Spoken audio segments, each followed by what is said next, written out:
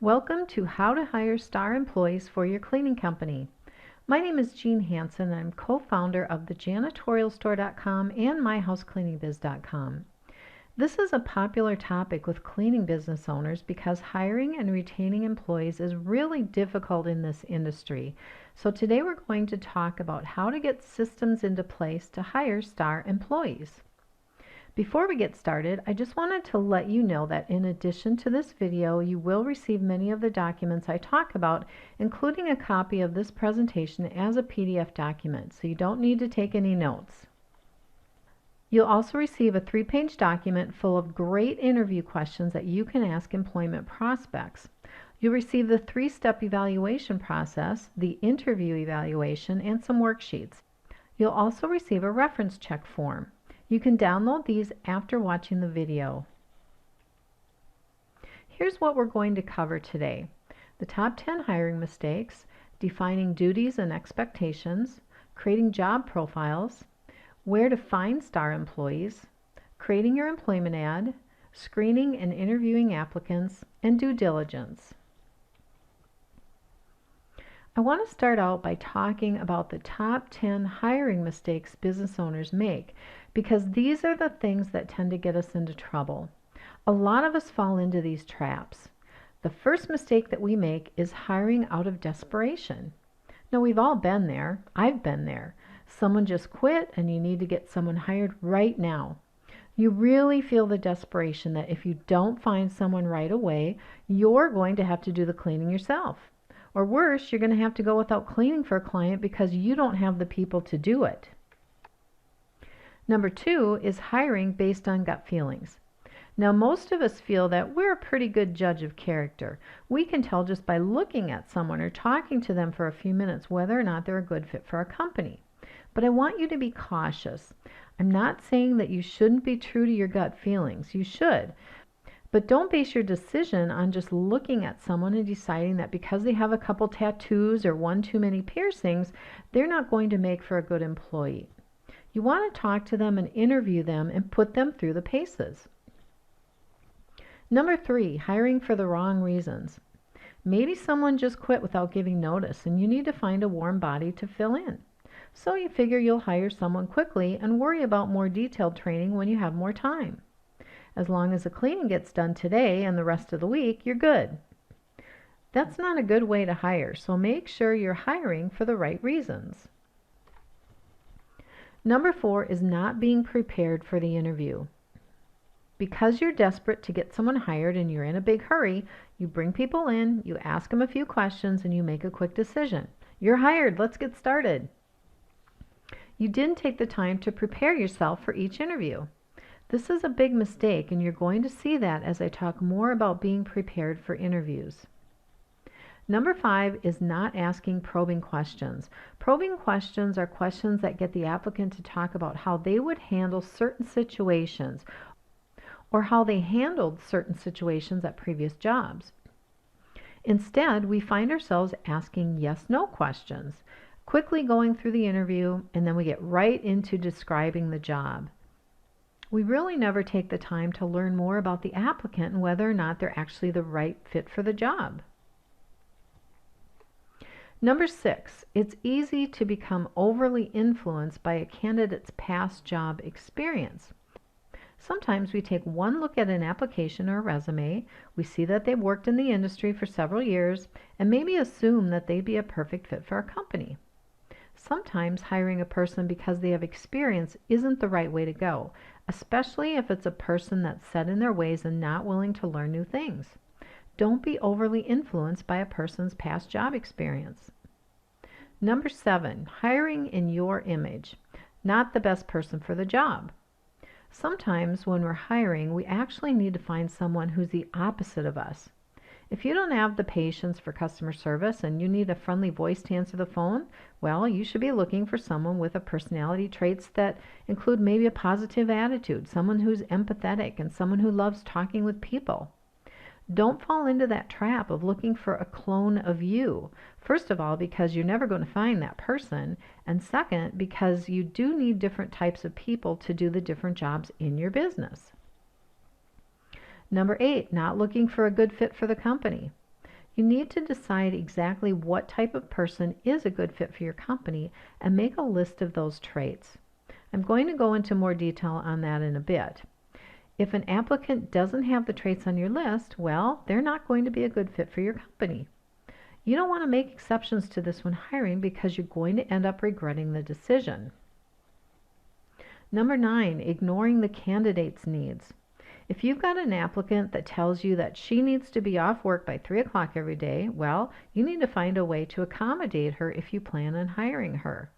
If she turns out to be a good worker and you pack her schedule so full that she can't possibly get done until 3:30 or 4 every day, well, then you're ignoring her needs and you end up creating dissatisfaction within her. That's going to lead to employee turnover. So you need to consider their needs as well as your own needs. And number 10, inadequate reference checks.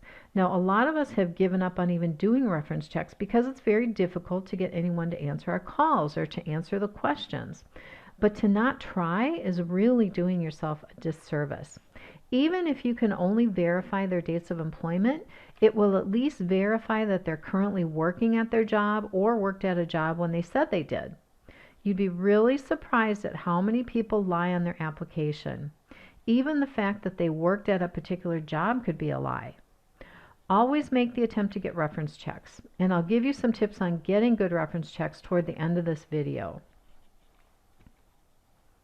Did you know that star employees are 1/3 to 1/2 more productive than the average workers?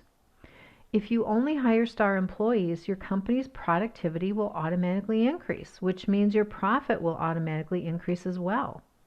Now, we all know how hard it is to increase profit, so this is pretty important. It also doesn't cost you any more to hire a star employee.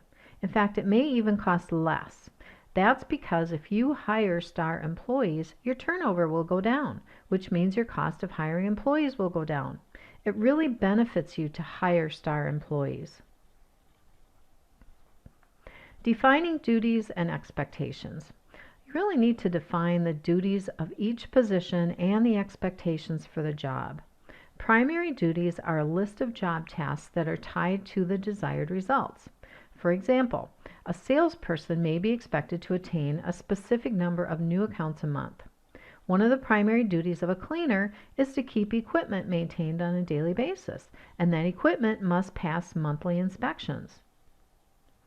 Well, if you haven't defined that duty and expectation, it's likely they won't consider it a part of their job and will complain when you ask why it hasn't been done. I've seen it time and time again. Well, no one ever told me I had to do that. And then you both end up frustrated because of the miscommunication. Resume criteria. You need to come up with your list of resume criteria, which is a list of all the skills needed, education, experience, certifications, etc., whatever your requirements are.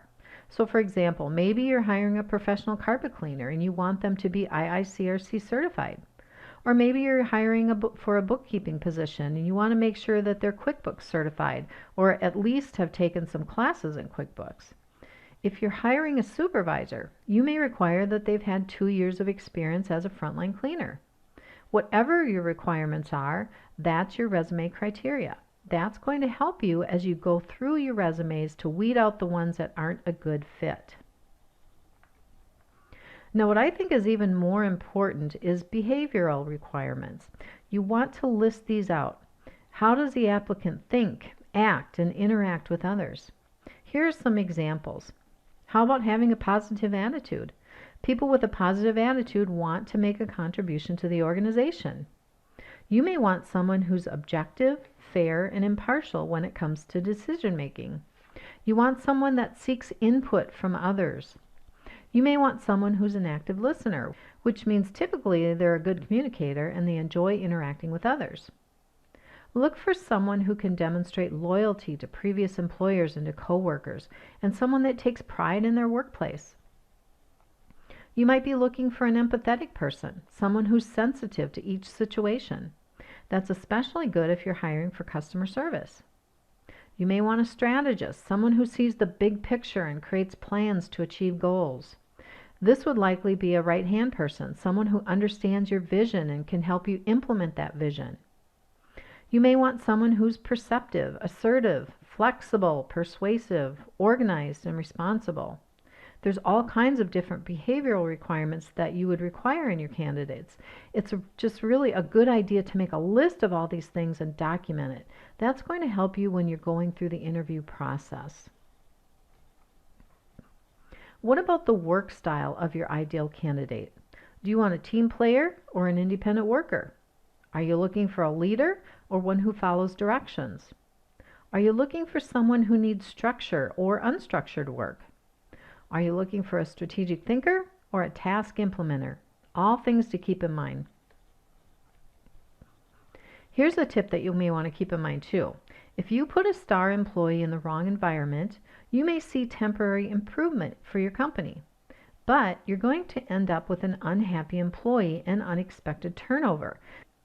That's because we sometimes push the envelope a little too far with our star employees. And what I mean by that is when we find a person who is a star employee, we tend to want to take advantage of their talent because we already know these types of people are few and far between.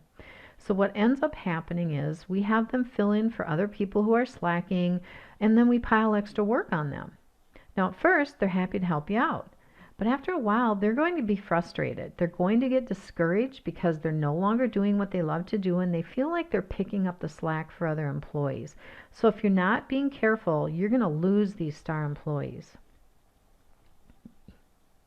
Now that you've defined these duties and expectations for the job and for the work style of your ideal candidate, you need to create a job profile. Now your job profile should include a job title, the duties and responsibilities, the skills needed and the level of proficiency, education, certifications needed, experience required, performance expectations, behavioral and personality traits, and work style characteristics, some of the things we just talked about. You should have a job profile for each position in your company. Then, when you need to hire someone for that position, you have a complete list of exactly what you're looking for. Now, I know this sounds like a lot of work, but take the time to do it now, and then you'll have that part of your hiring system done. Another benefit of doing this is that when it's time to train someone else to help you with interviewing and hiring, it's going to make it much easier for you to train them so that they really understand the hiring system you have in place.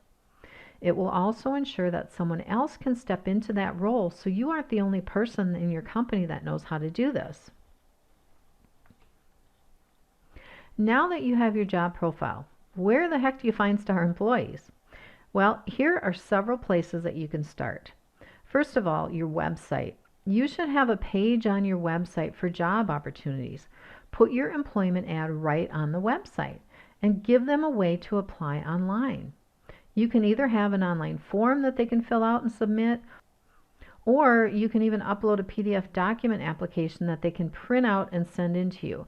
Now, most business owners these days prefer that they fill out a shorter online form to start, and then if they come in for an interview, they would fill out the paper form. So the PDF option isn't as popular these days. Employee referrals. Be sure your current employees know that you need employees and make sure they know exactly what you're looking for. You don't necessarily want just anyone coming in to fill out applications, so make sure they know what you're looking for. This is really a great way to find new employees. In fact, in a survey that we did of cleaning business owners, this was the #1 way they're finding employees. And they're also giving employee rewards to the employees who referred a new employee. Social networking sites like LinkedIn, Facebook, and Twitter are becoming more and more popular. I recently had a member post a job opening on Facebook, so I emailed her and I asked her how it was working for her, and she said it works great. In fact, she had another application come in while she was typing the email back to me. Now, you can simply post job openings on your news feed and hope that you have friends that will share or refer a candidate, but you can also join job groups in your area.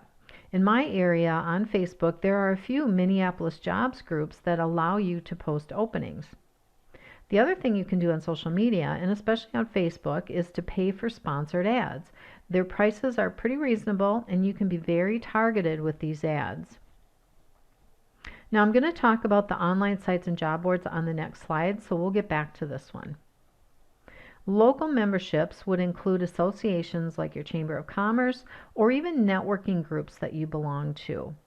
As you're networking in person, let them know you're looking for employees. A lot of these people are well connected and may know someone, or they may have a friend or family member that's looking for a job. A lot of people have good luck with local church bulletin boards, and a lot of communities hold job fairs, so you may want to participate in a job fair. You may even want to hold your own job fair if you have enough positions open. Most people don't consider this, but former employees and past candidates can be a good source for finding employees. If you have former employees that left on good terms and maybe they went off to a competitor or to another industry like a restaurant or retail job that have a similar pay scale, they might be willing to come back if that new job didn't turn out as well as they thought it would. And past applicants are people who seem like a good fit at the time, but you couldn't hire them because you just didn't have enough openings available. So you might want to go back through your applications and see if you can find someone who might be a good applicant, and then call them up and see if they're still available for an interview. Veterans can make excellent employees. We have a few members who make it a regular practice to hire vets. Now, one of our members finds vets through the VA. She mentioned that when you go to the VA, you'll have to show that you're a legal business and then register with their social workers at Veterans Affairs and then let them know exactly what you're looking for and what stage your business is at. You can still place classified ads in local papers or online, and some do have success, but classifieds normally don't generate a lot of really good applicants these days. Local staffing firms might be a good resource, but we found results vary depending on where you're located, so you want to check that out in your own area. Local trade schools and colleges. Now, we always had really good luck with the local schools. They usually have job openings posted somewhere on campus, so it's a good way to find college students. Now, for those of you who are in commercial cleaning, that's a really good way to go because a lot of them are looking for evening work, and of course, most of the commercial cleaning jobs are evening work. Craigslist can be a good place to find employees, but you have to use it in the right way. We quickly learned when posting job openings using their free service that a lot of people that were not good candidates were the ones responding to our ads. That meant that we spent a lot of time weeding through all the rocks to find a good gem. We quickly became very specific with our employment ad and made sure that we gave very specific directions for applying. And if they didn't follow those directions, we eliminated them from our list of applications. So for example, I would instruct them to send us an email with their resume attached, and then I gave them a couple questions to answer. Now some people sent the resume, but they didn't answer the questions. Some didn't even write anything in the email itself. They just attached the resume. These people were immediately disqualified. They obviously didn't care. They just wanted to send in a resume. Nowadays, you're better off paying for advertising your job opportunities with Craigslist. It's going to separate you from the other misleading ads, and it's going to help your business stand out. Now, at the time of this recording, cleaningjobs.co is a relatively new service, so I don't have a lot of information on how well this is working for others, but it's worth looking into. Indeed is one of the top sites right now for cleaning companies. Indeed has a Find Resumes feature that allows you to enter a job title and search for applicants right in your area. So if a resume looks promising, you can email them right from the site. Be sure to search for more than just cleaning technicians too. Restaurant and retail employees can make good service workers for your business as well. If you're going to advertise with Indeed, make sure to read how it works because it's different from most other sites. You're actually paying for clicks on your ad, so you want to be very clear what the position is so you don't pay for looky-loos who really aren't good candidates. Now, I'm not going to go into detail on the rest of these, but be sure to check them out if you need more resources for finding applicants. Now, the next important step in hiring star employees is to create your employment ad. I see so many ads that are just like the one you see on this screen. It's a short paragraph, something like, cleaners needed, part-time, full-time, Monday through Friday, 9 a.m. to 3 p.m., good driving record needed, background checks done. Star employees are not going to respond to this type of ad. I would always see ad after ad after ad in the classified section that looks just like this. There's nothing that makes this ad stand out. You really need to create a compelling employment ad to attract star employees, and we're going to go through one here. Most of you have probably heard me talk about the importance of a good, compelling headline when it comes to marketing materials. Well, it's the same thing when creating an employment ad headline. You need to have something compelling that's going to get their attention. Immediate openings seems to get people's attention because most people need to work right now.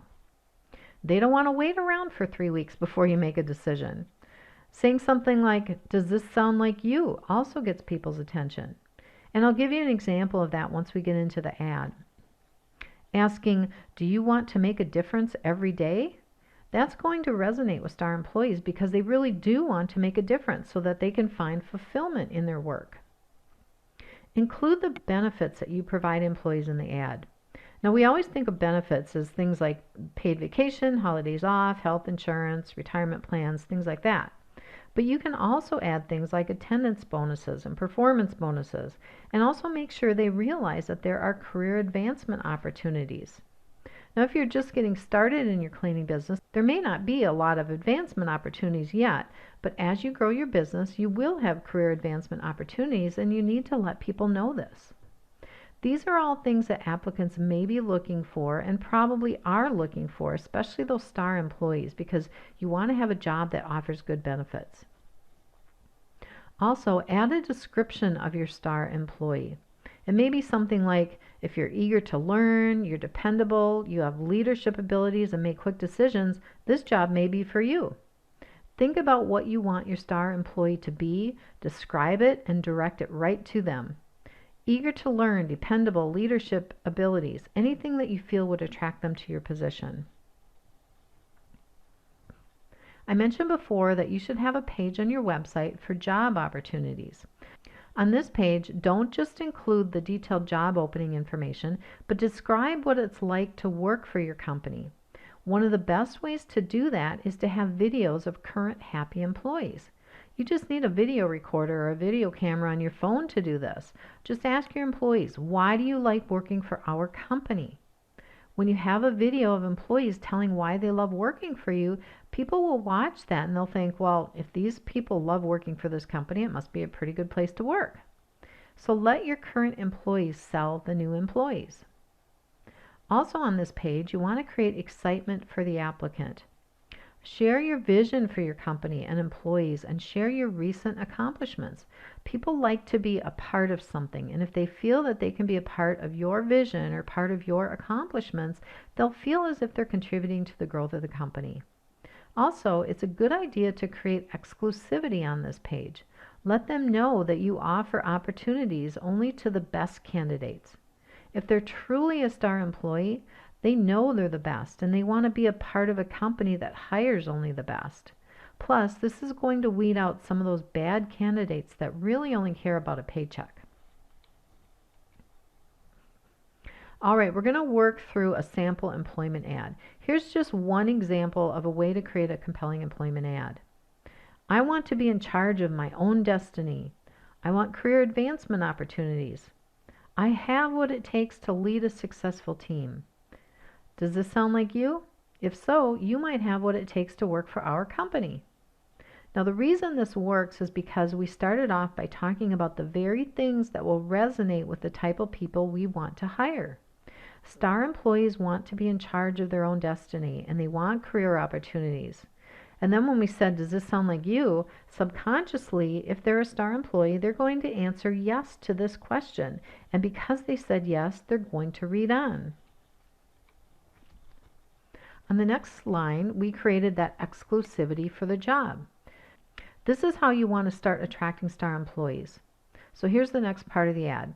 We have 10 immediate openings for professional cleaning technicians who take pride in their work, who have great communication skills with customers and coworkers, and who are eager to learn new technologies and equipment and cleaning systems. If you have what it takes, we'll hire and train you quickly. And that's another thing, stating that you'll hire and train quickly because people want to get going right now. As part of the ABC cleaning team, you'll be responsible for cleaning for the health and safety of families in the Boston area. Or if you're a commercial cleaner, you might say something like, as part of the ABC cleaning team, you'll be responsible for cleaning for the health and safety of personnel and patients in the medical offices in the Boston area. Tell them exactly what they'll be doing. Notice in the beginning, we started with 10 immediate openings. Even if you don't have 10 openings, this lets them know that you have more than just one opening, and they might actually have a chance at getting the job. If you just have one opening, that only gives one person a chance. But if you let them know you've got several, well, then you're more likely to get more people to apply for the job. Okay, so the next part of the ad reads, this position includes a generous benefits package, including paid vacation, attendance bonuses, performance bonuses, and advancement opportunities for those who prove to be natural leaders and communicators. If this sounds like the ideal position for you, then take the following next step. Send an email that includes your resume, the top 3 reasons we should hire you, and proof of your track record of success. If you can convince us of your potential success with our company, we will contact you for an interview. Can you see how this is going to eliminate people who are not star employees? People who lack confidence, people who are slackers, and people who are just looking for a paycheck, they're not going to respond to this ad. But people who are truly star employees will be attracted to this type of ad. They're going to be anxious to give you the top 3 reasons you should hire them. They're going to be anxious to prove their track record, and they're going to be anxious to convince you that they are the right person for the job. All right, we're going to go on to screening applicants. Now that you've created your ad and you've started receiving resumes, you need to create a system for screening applicants. Most companies have little or no written systems for screening applicants. They basically have a pile of resumes or applications sitting on their desk, and then they start making phone calls. How do you create a system? First, you need to make a list of required resume criteria. To do this, you'll go back to the job profile that you created and pull your list from there. Then you need to create a scoring system using that required criteria. Thirdly, you'll determine the minimum score that you'll accept. After you've developed your resume criteria, you'll need to score every resume and eliminate applicants that do not meet the required criteria. Here's an example of a resume screening form. You'll notice that our ratings are from 1 to 3, with 3 being exceptional and 1 being unsatisfactory. Here are some of the things to watch for on a resume, and they're listed out on this form. Things like correct spelling and grammar, gaps in employment objective is specific and addresses the position. Now what I mean by that is if you've ever looked at a resume, usually they'll have an employment objective listed at the top of the resume. And I've seen lots of resumes where people have an employment objective that has nothing to do with the job that you're posting for. This tells me that this is not the job they're looking for. They're just looking for something temporary to fill in until their dream job comes along. So that's just a little red flag to watch for. Do they meet educational requirements? Do they meet experience requirements? Do they have relevant experience? Did they describe their skills clearly and succinctly? Do they list their key accomplishments? Do they appear to be a good fit for your company? Now that you have resumes that meet the required criteria, you want to set up a telephone screening appointment. First, you're going to develop your interview questions. Then you'll create a simple scoring system from 1 to 5, with 1 being poor and 5 being ideal. Start a telephone interview by reviewing the position requirements with the applicant to verify their interest in the position. There's really no point in continuing if they're not interested. Then, when talking with the applicant, look for patterns of success and also potential issues that you would want to discuss in a little more detail during the in-person interview. You want to limit the interview to no more than 15 to 20 minutes, so keep it as short as possible. Then, at the end of the phone interview, let them know when they'll be contacted next. When you're done with the telephone interview, you'll score the responses. Here are some questions that you should ask during the telephone interview. These are good questions to ask because it's going to pre-qualify them for the position. If they do well during the phone interview, well, then you can ask more in-depth, open-ended questions during the in-person interview. Have you ever applied for work with our company before? What interests you about this job? Are you working now? Why are you considering leaving your current job? What are your career goals? Why did you apply for this position? What are you looking for in a job? Is the location of the work important to you? Are you willing to travel to multiple locations? This is a good question to ask in the telephone interview because you can probably eliminate a lot of people right here, because if they only want to work in their little neighborhood area and you need them to travel a bit outside their comfort zone, well then you might as well not hire them because they're going to quit the minute they have to start traveling. How many days have you been absent from work for any reason in the past year? How many times have you been late for work for any reason in the past year? How will your current or last supervisor rate your job performance? Would your previous employer rehire you if you were to apply for a position? So those are some interview questions that you can ask. After you've done the telephone interviews, decide on who you want to bring in for an in-person interview. When doing in-person interviews, keep a few things in mind. First, don't interview by the seat of your pants, and don't base your decisions on gut feelings alone. You need to be prepared for each interview and follow a systematized process. You need to plan your strategy to identify STAR employees. First, verify the criteria with the applicant. Next, you'll assess behavioral fit and work style. Finally, get the STAR applicants excited about the job. They won't be excited unless you are excited about the position. Let's start with a tip for creating your scoring system. Think about the questions you'll ask during the interview. Then create examples of poor, marginal, and ideal responses to each question. This is going to help you score each question. Let me give you an example. Let's say your question is, tell me about a time you were late to work. They proceed to tell you that they were a couple hours late to work because their car wouldn't start. Well, probe a little deeper to find out how they handled it. Did they call their employer? Did they find another way to work? What happened? If you list a poor response might be something like, no, I just called and went in when I got it going. A marginal response to that might be, yes, I called and told them I'd get there when I could.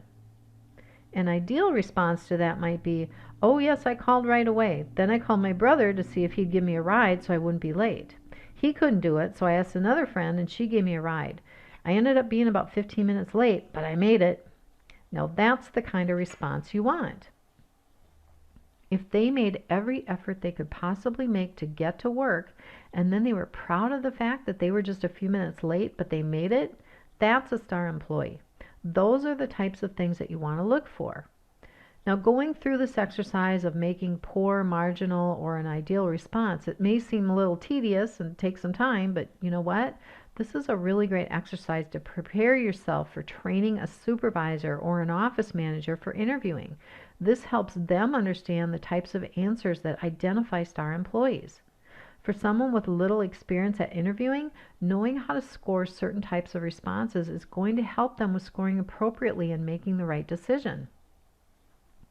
So make sure you stick with the system. In other words, ask questions in the same order and ask verbatim for each applicant. Make sure that you create the system and you stick with it. Don't defer away from the system because you think someone's really good and maybe you don't need to ask them all the same questions. You're going to get yourself into trouble that way. Now, a couple slides back, I mentioned that it's your job to get the STAR applicants excited about the job. Here are some questions that will help you do that. Have you ever had an opportunity to lead a team? Have you ever had an opportunity to get exercise while you work? Ask them opportunity type questions. These types of questions let them know that you do have opportunities in your company. Are you looking for a chance to advance with a growing company? Are you looking for a chance to use your creative energy to help a growing company move forward? Did you know that our company is currently looking for team leaders? Did you know our company is currently teaching hardworking individuals new skills?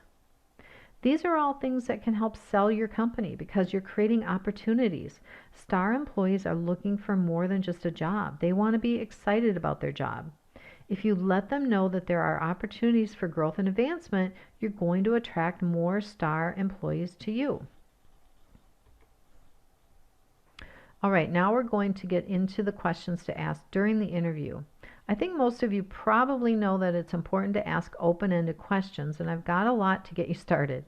I've got even more with one of the forms that you can download. I've got a 3-page form with lots of really good questions.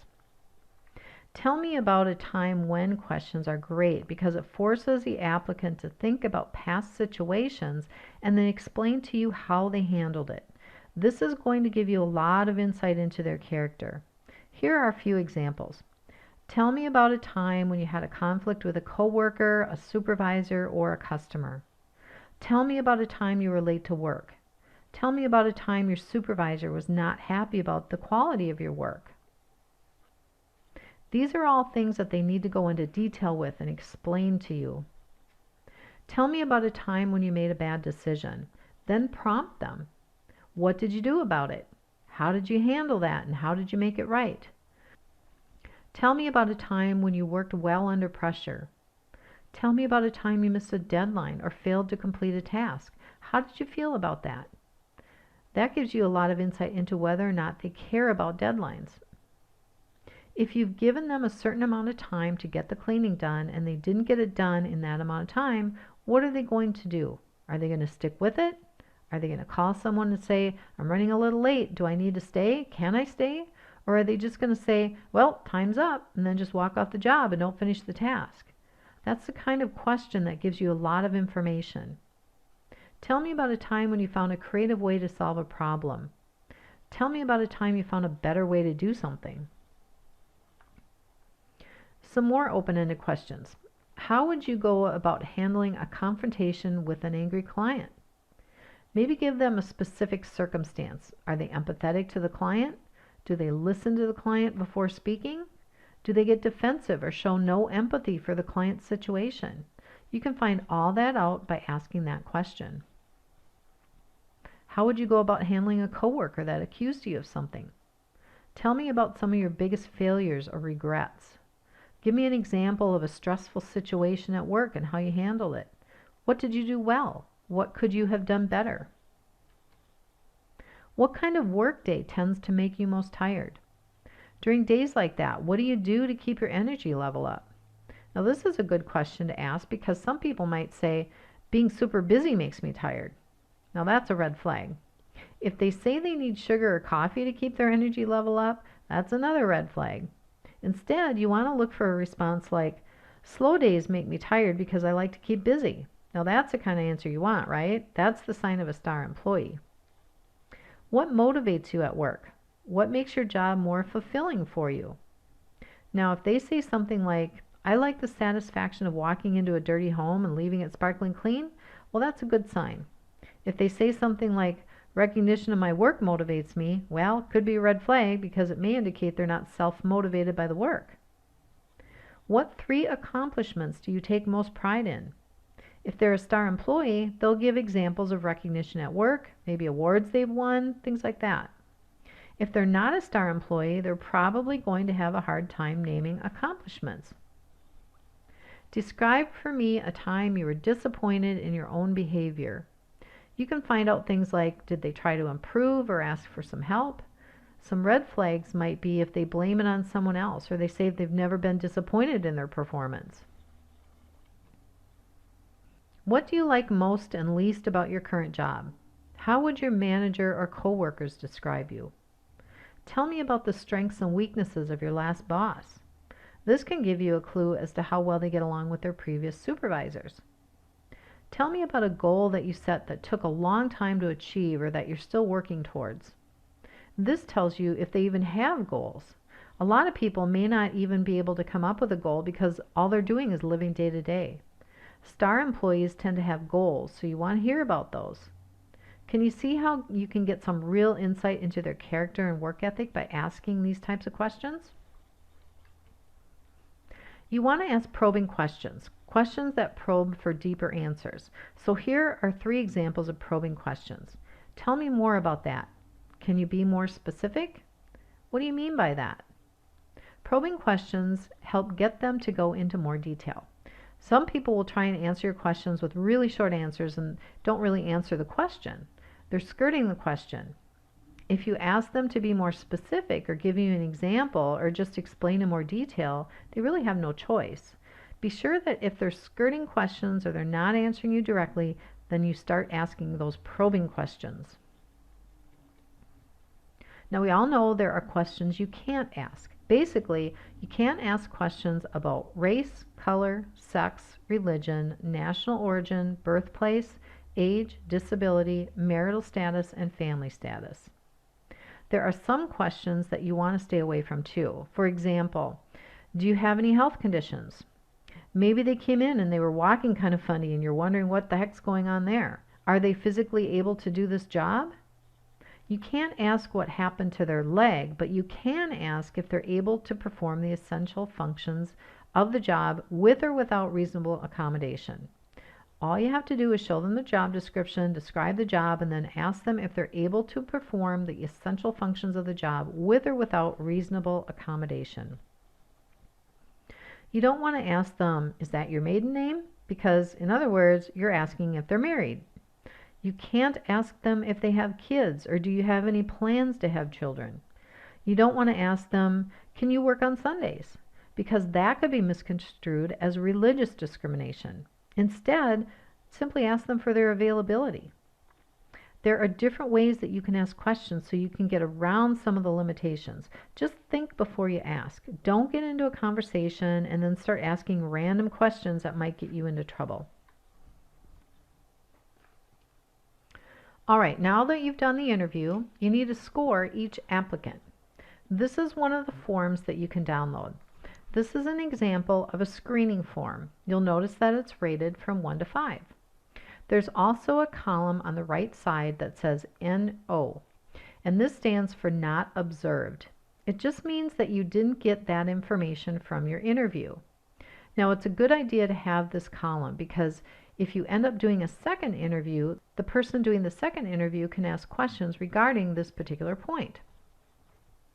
Some of the things to watch for: relevant educational background, relevant certificates, certifications or licenses, related or relevant work experience. Do they have attention to detail? What about learning ability? Do they have verbal and written communication skills?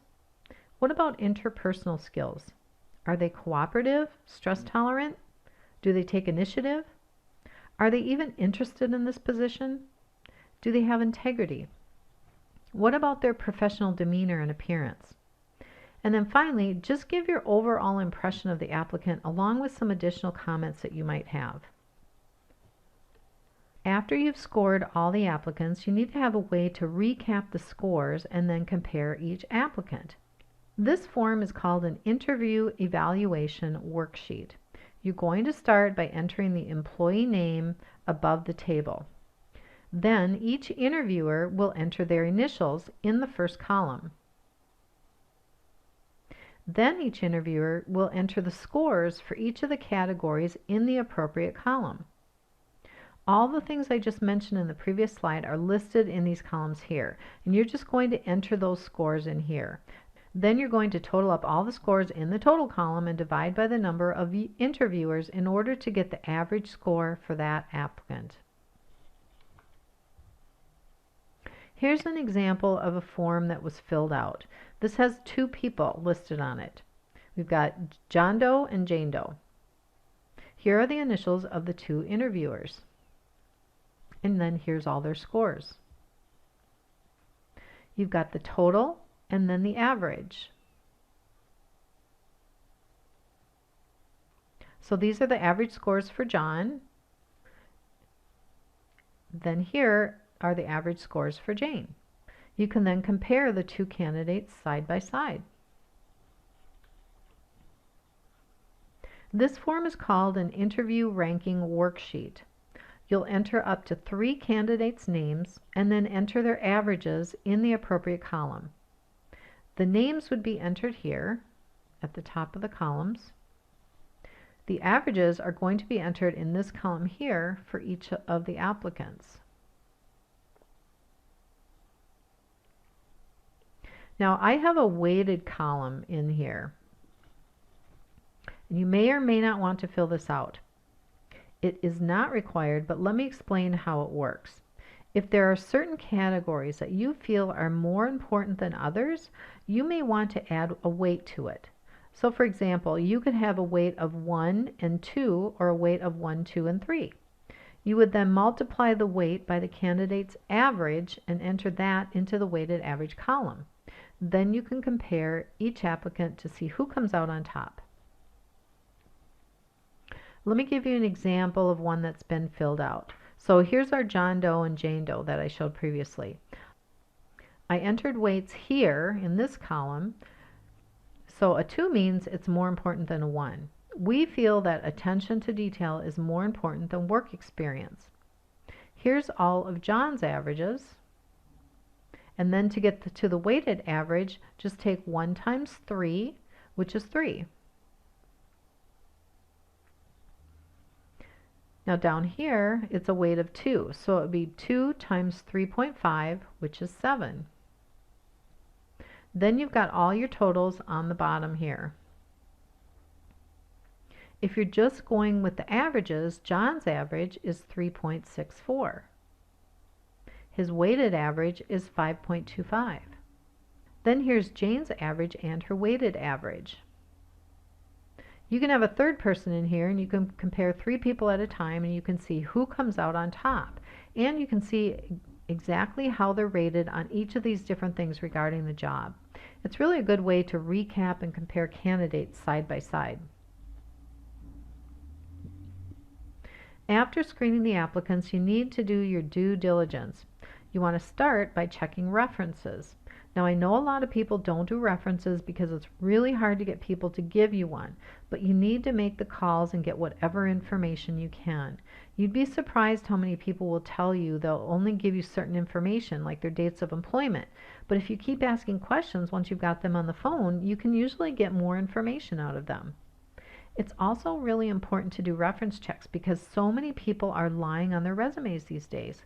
It's really not that hard to catch the lies if you do your due diligence. So what do people lie about? Well, they're going to lie about their dates of employment. They may lie about job titles they've held. They may lie about wages because if they put higher wages, they figure, well, I can get paid more. They may lie about their education. They may lie about professional licenses or certifications they really don't have. They may lie about a non-existent cell phone business. Usually when that happens, it's when you've got someone who has a gap in their employment, and of course you're going to ask them, well, what happened during this 2-year gap between this job and this job? Oh, well, I started a business. And that's a total fabrication. You want to watch for that. That's something that people may lie about. Now, probably the most common thing that people lie about is criminal history. They want to hide that, and they're going to take the chance that you aren't going to actually check up on their criminal history. Here are several questions you can ask on reference checks. A lot of people make the mistake of not asking the right questions. Basically, they just try and verify employment. So here are some of the questions that you might want to ask. When did they work for your company? Why did they leave the company? What was their starting and ending salaries? What was their position and responsibilities? Those are the basic questions. Then get into questions like, did they miss a lot of work? Were they frequently late? Did they get along well with coworkers and supervisors? Were they promoted while working for your company? Did they supervise other employees? If so, how effectively? If I spoke to these employees, how do you think they would describe their management style? How did they handle conflict, pressure, and stress? Can you speak to their strong points and weak points? What was their biggest accomplishment? If I describe the position we are hiring for, can you describe how good a fit you think they'd be for the position? Can you describe your experience working with them as a member of your team? Would you rehire them if given the opportunity? Is there anything I haven't asked that you would like to share? This is a good one because sometimes they do have more information they'd like to offer, but if you don't ask, they won't tell. This gives them an opportunity to tell you more about the employee.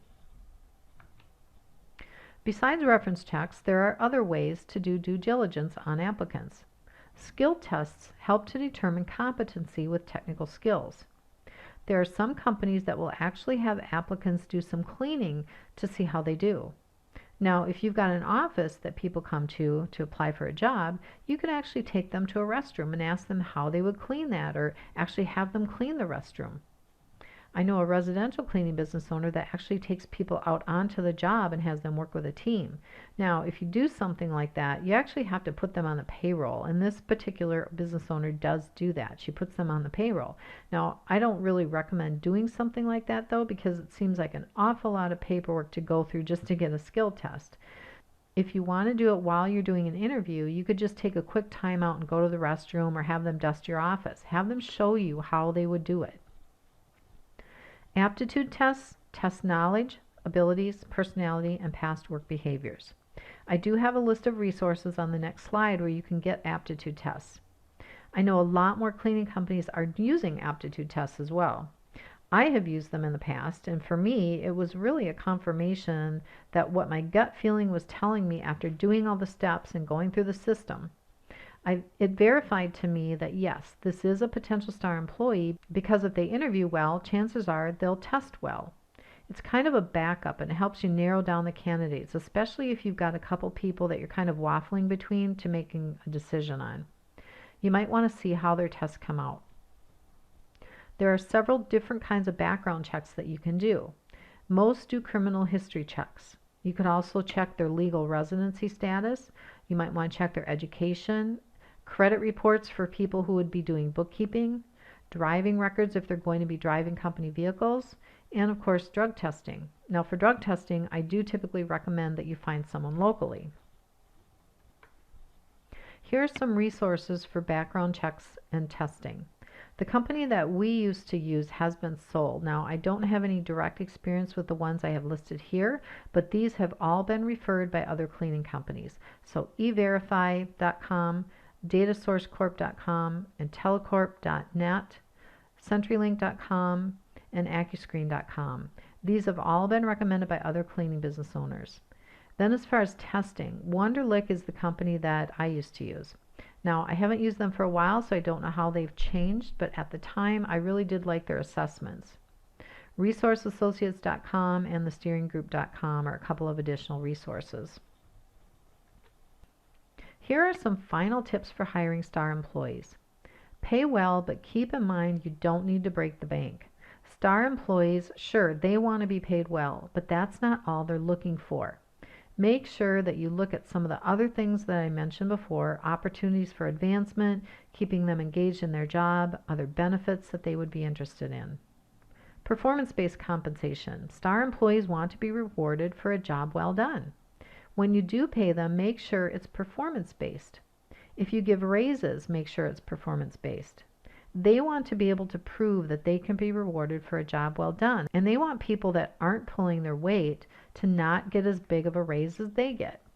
Make sure you offer non-cash rewards, and that can be a number of things. Again, it's not all cash for STAR employees. They want other rewards. They want learning opportunities, so make sure you give plenty of learning opportunities, and make sure you give plenty of advancement opportunities.